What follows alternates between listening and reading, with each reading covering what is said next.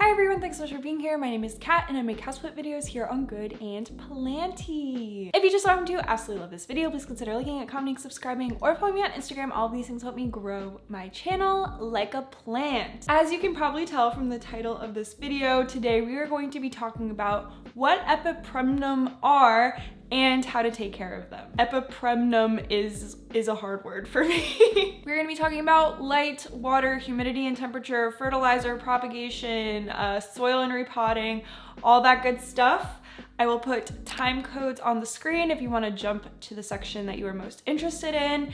And as always, any of the products that I mentioned throughout the video will be linked down below in my description box in my Amazon storefront. With all that being said, let's jump into a little background on this genus of plants. So EPIPREMNUM fall under the Auraceae family of plants, so that means that they are an aroid. There are two EPIPREMNUM species that are commonly found in the home, and those are EPIPREMNUM aureum and EPIPREMNUM pinnatum. So to clarify, we have the family, which is Auraceae. Under that we have the genus, which is EPIPREMNUM, and now we're going to talk about two species, which is aureum and pinnatum. So EPIPREMNUM aureum, I'm probably saying these wrong, but I'll have the words on the screen, of course. That is what you probably think of when you think of pothos and devil's ivy. Some popular varieties and cultivars of this plant include golden pothos, marble queen pothos, neon pothos, Hawaiian pothos, you get the gist. EPIPREMNUM pinnatum recently got a lot of attention with the rise in popularity of the Cebu blue. I have the Cebu blue here if you are unfamiliar, and basically this is a type of EPIPREMNUM pinnatum. The regular variety is a lot more just like a regular green, less pronounced venation, and this one has a very like silvery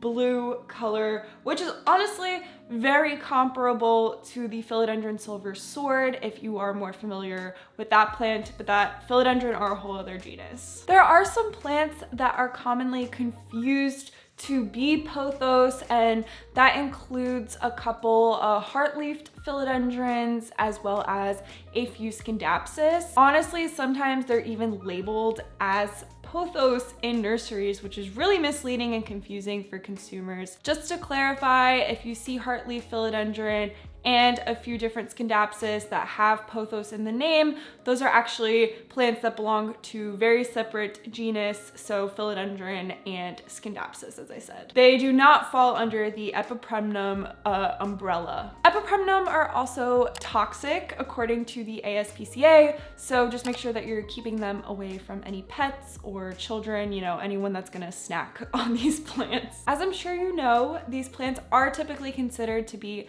beginner friendly and impossible to kill, but that's only if you know the proper care tips. So let's jump into that. First, let's talk about water. These plants are extremely drought tolerant. And by the way, all of these care tips are going to apply to only aureum and pinnatum. EPIPREMNUM, I don't know enough about the genus as a whole, so these care tips are going to be for the ones that are very commonly found in the home. Water, yes, these plants are very drought tolerant, and it's basically a death sentence if you decide to overwater them. Definitely geared towards keeping them on the drier end. I personally wait for the leaves to even look droopy and wilted. On the moisture meter, I look for around a 2 before I introduce more water to the pot. I have my plants here, that's why I keep pointing over here. Maybe I'll hold one for a demonstration. If your plant doesn't have enough water, then the leaves are gonna start getting droopy. As I said, this is honestly an example of a plant that wants some water. The pot is gonna be very light and the soil is gonna be dry. And if you wait way too long before watering, you will even see some leaf loss. If you're watering your plants too much, you will definitely start to see signs of root rot, and that will look like yellowing leaves, again some leaf loss. The soil will stay moist for a really long time. There's not enough airflow going on. And on top of that, if you look under the hood and take a look at the roots, they will most likely be falling apart, a little black, dark colored, mushy. And if you need more help and cues and tips about root rot, I have a whole video on it, so I will link it up above if you want to learn a little bit more about that. Now let's talk about light, because these plants are heavily marketed as low light loving plants, when in reality, as with a lot of low light plants, they are low light tolerant at best. Now with pothos, I do have to agree that they do handle low light pretty well, and I would say that's specifically true for just the plain green variety of pothos. This is a marble queen pothos, but if all of the plant looks more like this, then you have just a typical green variety, and those kind of handle low light a little bit better because variegated plants like a little bit more light typically. So for plants with more variegation, because they have a little bit less chlorophyll, I do like to put them closer to a window and provide them with a little bit of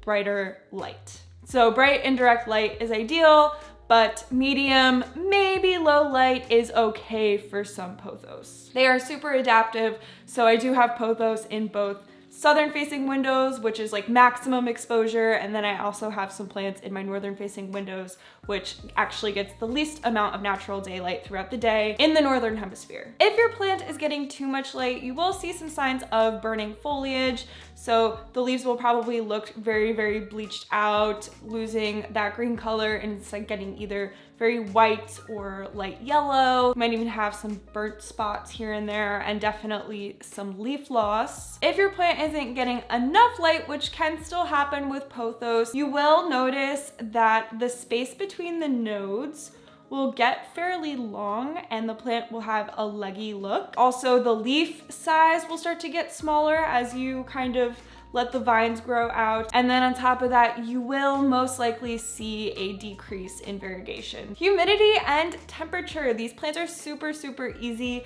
with this category, honestly, just like all the other categories. These plants are tropical, so they do prefer a little bit more of a warmer, high humidity environment. However, they also can take a little bit of a colder, drier space. They're very adaptive. For temperature, I would say from like 68 to 85 degrees Fahrenheit-ish. And then for humidity, ideally above 55%, which is kind of my rule for most tropical plants. However, if you just have this sitting in your home with no supplemental humidity, it should be fine no matter what the percentage is. I do keep these around.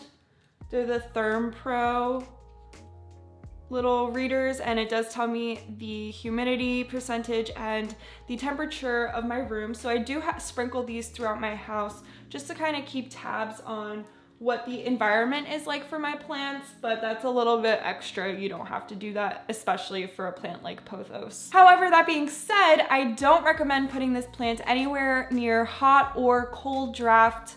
So that includes things like leaky windows, doors, or vents. All right, soil and repotting. As I've mentioned, these plants don't like to sit in wet soil, so make sure that you're using a well-draining mix. I have an entire video on how I personally make my soil mixture, and I will link it up above, but if you don't want to watch the whole video, basically it is 60% coco coir, 20% pumice, 10% orchid bark or orchid bark mix, and then 10% worm castings. So that is my ideal mix. And then if you want, you can add a few other things like mosquito bits to reduce fungus gnat infestations and stuff like that. I also do recommend keeping these plants in terracotta pots just because terracotta is super porous and wicks away that excess moisture. However, I do also keep pothos in nursery pots, just like this one. And even a ceramic pot, I just make sure that those have drainage holes so that there's at least some place for the water to escape, but as long as you kind of know what you're doing and really watching the moisture level of the pot, you should be fine to pot it into whatever you want. The plants that I keep in non-terracotta, I do wait to get a little bit extra dry. On my moisture meter, I usually wait for about a 1 versus the 2 that I previously mentioned. Pothos are really cool. Well, pothos and Cebu blue, for example. I keep saying pothos, but I am talking about EPIPREMNUM as a whole. I just have primarily pothos. They are really fun and cool because you can kind of grow them however you want. You can let them trail down and become very lush and vining like that, or you can always put them on a moss pole and encourage them to grow up. Typically their leaves will start to get bigger as you let them grow up a vine, and that's true for almost all vining plants. Hi, I have to jump into the video real quick because I forgot to talk about fertilizer. So I use Liquider, which is a plant food, and it comes as a powder which you add water to, and this becomes a concentrate. Then you make this diluted mix, and then you pour this mix into your watering can to feed your plants, and you can do that every single water. It is a little bit confusing, so I do have a whole separate fertilizing video that I will plug here, and I talk more in depth about how I use Liquider as well as Espoma if you're looking for a different kind of fertilizer. I think it's a good and informative and helpful video, so if you want to know more about the fertilizer I use, go ahead and check that video out. And now back to the present cat.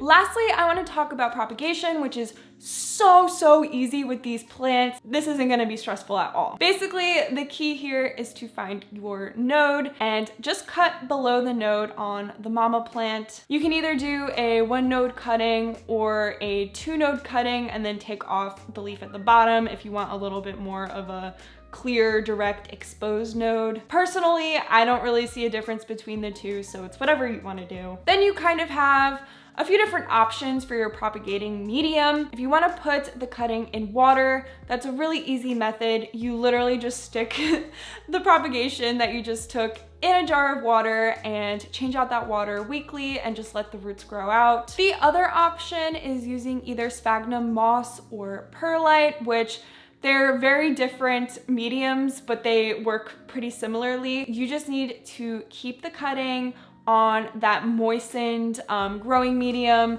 So for moss, you can just kind of like soak the moss a little bit beforehand. And then for the perlite, you can just water it here and there. Put the plant on that growing medium. You can even bury it a little bit in the moss or perlite. And then I definitely recommend keeping this little setup in a very high humidity and warm environment. Something like a propagation box or a greenhouse would be perfect for that. Regardless of what you're growing your cuttings in, just wait for the roots to get a few inches long, then go ahead and pot it up in the soil mixture that we discussed earlier, and then keep that pot moist for, I would say, about 1 to 2 weeks, just so the plant can adjust and grab onto that soil, and then reduce your watering down to what we discussed in the watering section of this video. You'll see that before you know it, your house is like filled with pothos. Here's just one of my many pots filled with propagations from my pothos, and they're amazing. I love them. This example, I would say, is actually a bit too long.